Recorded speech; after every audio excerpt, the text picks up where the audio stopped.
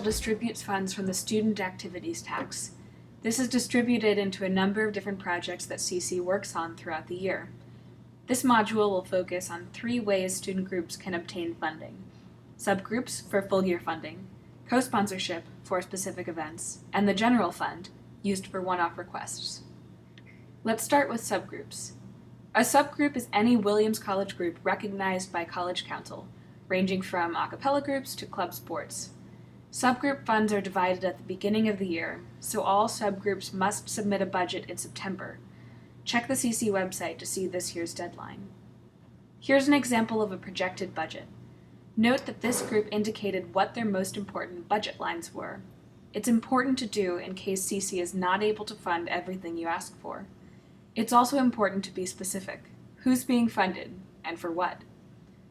You can find this and other sample budgets attached to the text portion of this module. Some groups do not request funds at the beginning of the year, or discover they need additional funding later. In this case, you might be eligible for supplemental funding from the general fund, used for one-off requests. To apply for supplemental funding, go to the College Council website and fill out a supplemental funding form. It's important, when filling out a supplemental budget, to indicate that you have sought out additional funding sources. CC funding should be your last source. Also, make sure you have a specific description of the event and that you've planned ahead. Come to CC well in advance of the event. Just like with subgroup funding, it's helpful to provide a list of options. Here's a sample supplemental budget with 3 potential options with varying prices. The third potential source of funding is direct CC co-sponsorship, which is eligible for all campus events. Email the current CC treasurer for more information about this. There are a number of rules for how students can and cannot spend College Council funds. No food or drink unless it is provided for an all-campus event. No alcohol, tobacco, or anything prohibited by law. No personal items, this includes group sweatshirts, etc. No direct donations to charity. No funding salaries or items that are usually paid for by the college. No transferring money to non-CC or offshore accounts. And lastly, all events must be free to attend and open to the entire campus. If you are traveling or staying in a hotel using CC funds, make sure you know how much CC will spend before submitting your budget. College cars are now free. Be sure to reserve in advance because they tend to book up fast.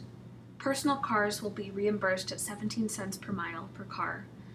And Enterprise, likewise, is 17 cents per mile plus $20 a day.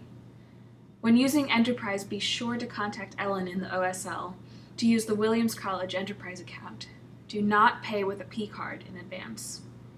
Zip cards will be reimbursed at 80% the hourly rate for up to 8 hours. CC will pay up to $20 per person per day for students to stay in a hotel, but only up to 5 days. You'll find a link to the CC bylaws in the accompanying text.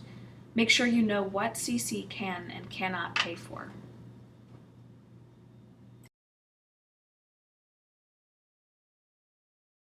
So you got the funds. There are a number of ways to obtain your CC allocated funds.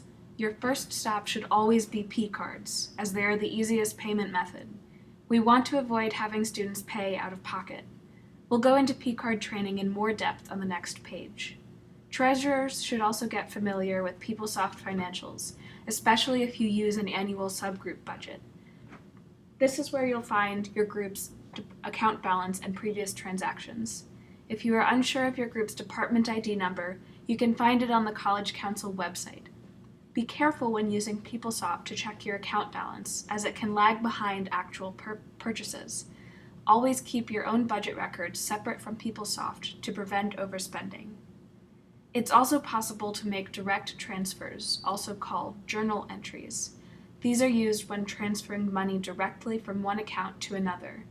Contact Christina Gregory in the Controller's Office or the current CC Treasurer for this.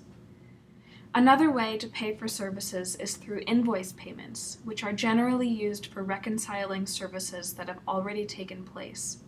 You can find the form here on the Controller's website.